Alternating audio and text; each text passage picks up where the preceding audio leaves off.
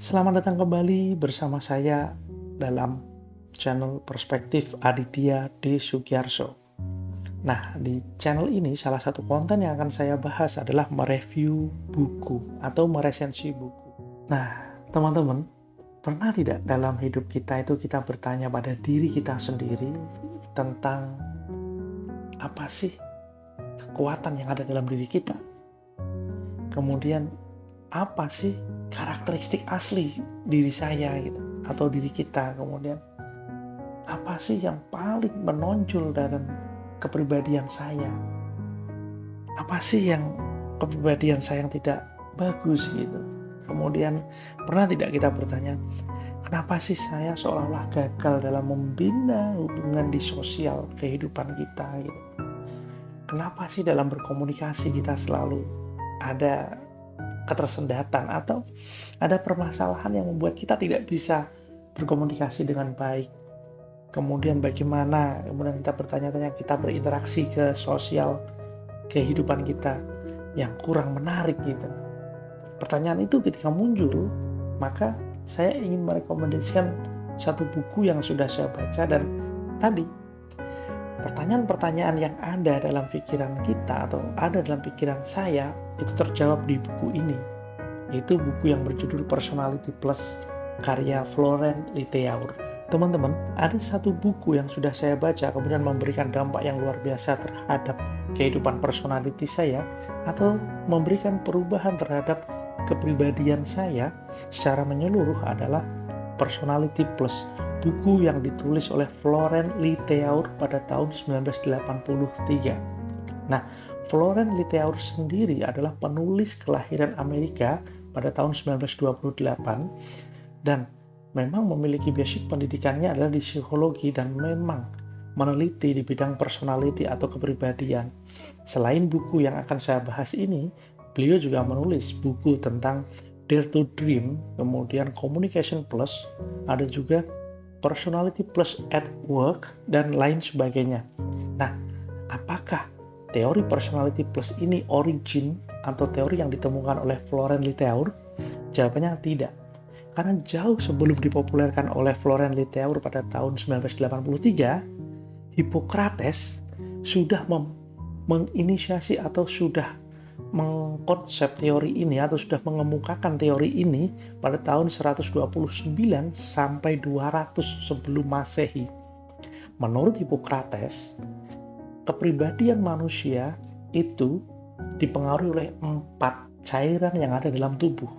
Yang pertama adalah kole, empedu kuning, kemudian melankole, empedu hitam, plekma, lendir, dan juga sanguis atau darah. Nah, keempat cairan ini mana yang paling dominan, itu yang akan mempengaruhi watak atau kepribadian manusia. Nah, kembali lagi ke buku Personality Plus yang dipopulerkan oleh Florent Littauer ini, membahas tentang 4 karakteristik dasar manusia yang berangkat dari pemikiran Hippocrates tadi.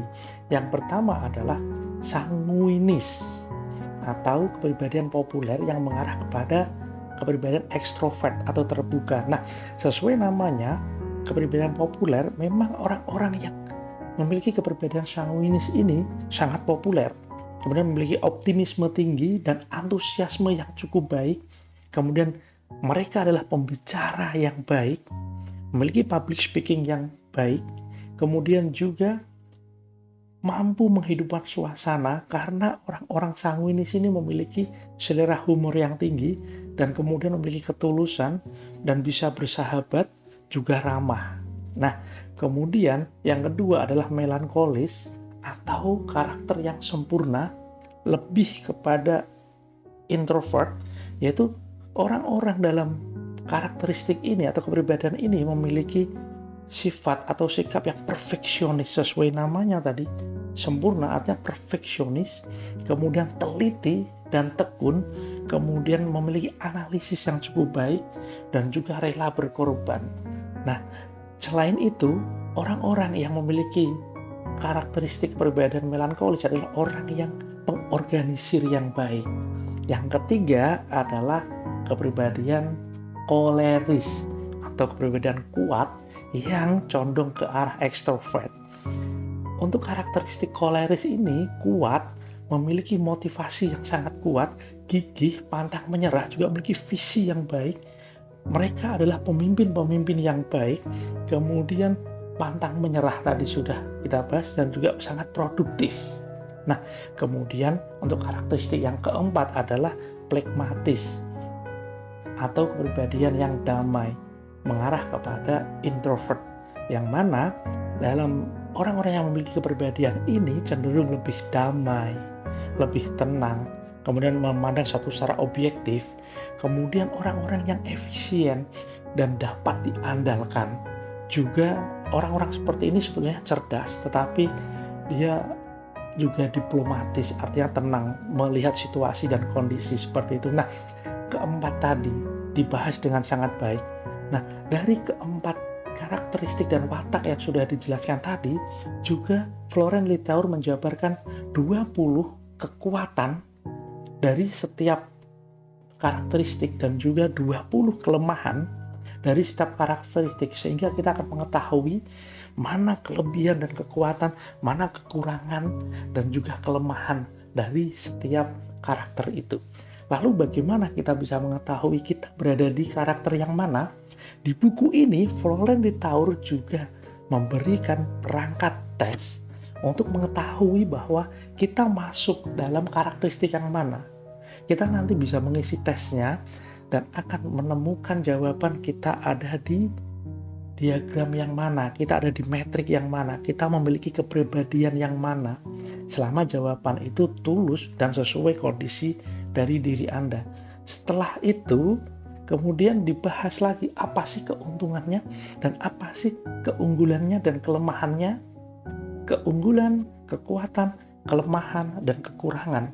Setelah itu, kita juga akan diberikan formulasi untuk mengcombine dari 4 karakteristik tadi. Bisa ke sanguinis koleris, bisa ke melankolis phlegmatis atau sebagainya. Nah, di buku ini dibahas dengan sangat baik sekali.